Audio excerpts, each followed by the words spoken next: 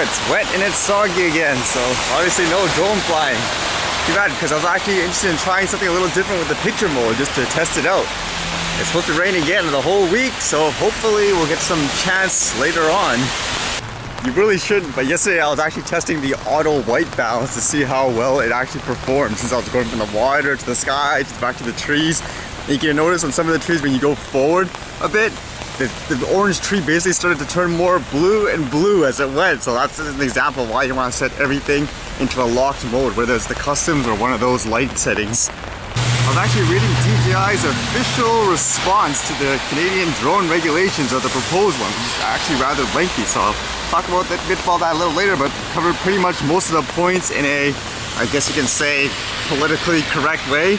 I know most of us would just say like, just do this. It's essentially the same thing again, but they did it in a more formal way. Talk about drones and people being afraid of them being used as some weapon. Anyone else see this? This Megabot thing? It's literally like two giant robots fighting each other. You can see during the match, they even like threw drones out there. I was even wondering, what does that drone do to the robot? Is it like dropping acid or something like that on it? Kind of reminds me of that old TV show BattleBots, where they had these little mini remote controlled robots that had things like saws, flamethrowers, and everything like that, just trying to knock each other out to win a point.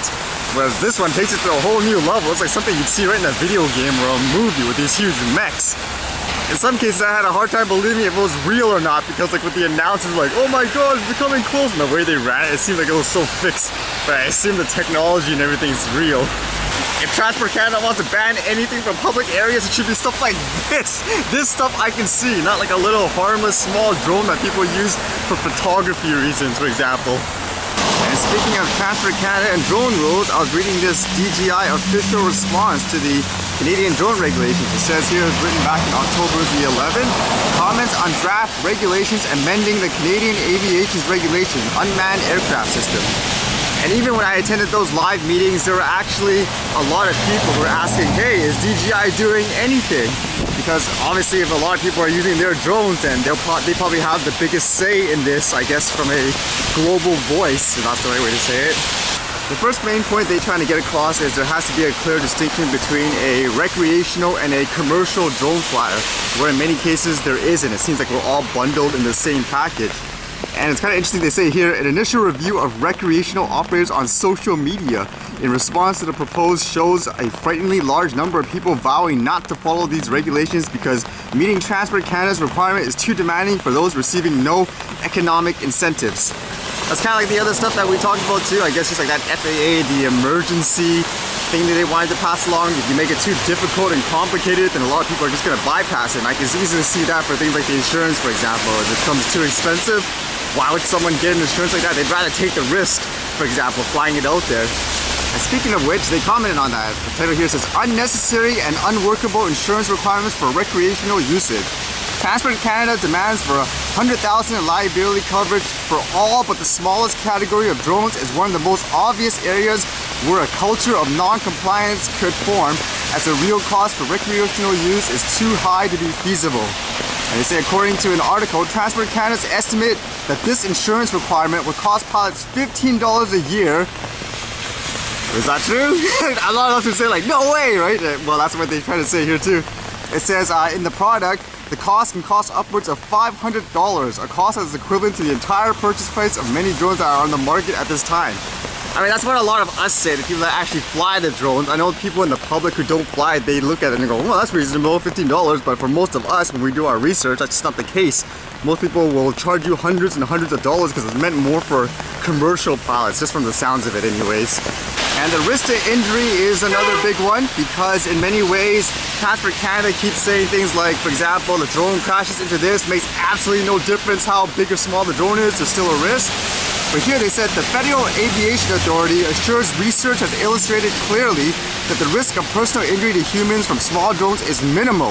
The FAA's Assure Ground Strike project found that unlike previous estimates based on drone shrapnel, which found that 250-gram UAS would have a 30% chance of killing a person in an impact anywhere to the body, 1.25-kilogram drone had essentially zero chance of killing somebody in the head impact. This provides scientific support for higher weight thresholds. And basically they're saying they need to use more modern day research and stuff like that, which I agree. But it sounds like in many ways they don't really know what they're talking about. It's based more on hysteria.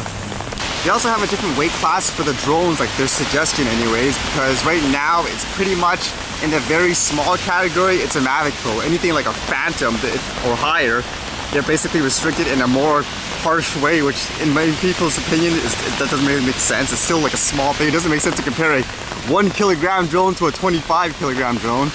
Although there's still a huge variance, they're suggesting the micro category should be 1 kilogram or less. A very small should be 1 kilogram to 2 kilograms, and a small limited should be 2 to 25 kilograms. So essentially that proposal, again, it would include things like the Phantoms and stuff in the very small category, and the micro ones would have more flexibility. And one of the bigger points that a lot of people bring up is the privacy of putting your full contact information. They're saying here, for example, personally identifying information under Drone Transport Canada is putting pilots' privacy at risk. The requirement will lead to a loss of privacy and people being harassed or stalked. This is always a funny topic because I know for people who don't fly a drone, they're just basing it on what they see on the news, for example, of a drone flyer spying on other people. So to them, reading a quote like that would probably be like, hey, you're doing that to us, so why shouldn't you be put in the public like that as well? But you have to realize most people don't use the drones in this way. They use it just as like a regular camera, just like how you would use, for example, a smartphone camera. Wouldn't that be ridiculous if I said everyone's smartphone has to have your full name and contact information, right, for everyone to see, because you can use it in a devious way. I mean, there's already laws for stuff like that, so people need to realize that as well. Are there bad people? Yes. Are the majority of them like that? No. And ultimately they summarize everything in these 7 points or so. It says alternative regulatory approach. DJI believes that an effective regulatory regime would have the following characteristics. Number 1, a distinction between recreational and commercial users, with only commercial users required to pass the test.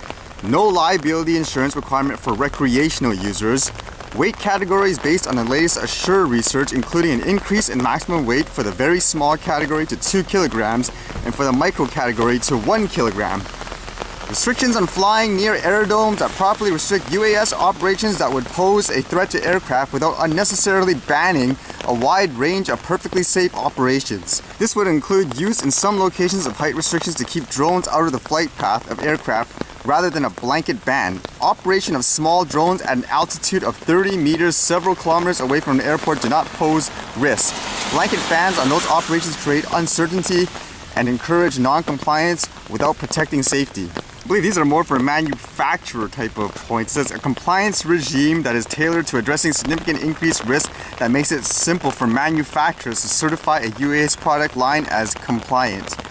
Reasonable restrictions to protect people from injuries, such as requirement not to operate a drone over areas where the drone could hit someone if it fell, rather than ban on operating in urban areas, or requirements to stay a great fixed distance from people.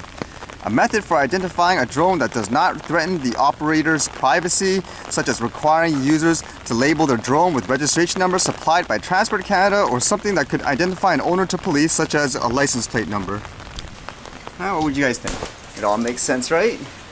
I think in many ways it just requires a lot of common sense, in my opinion, as opposed to all this fear mongering and everything like that.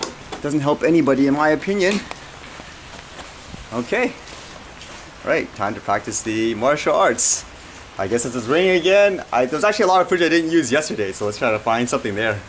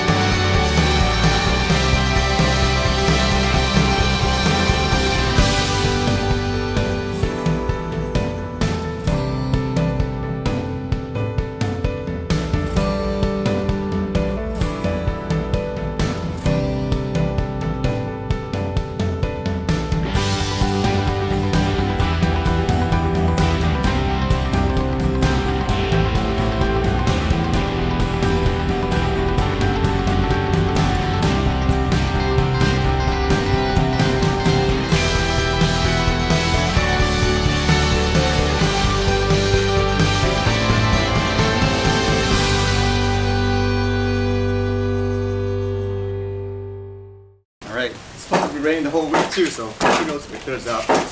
Anyways, see you guys later.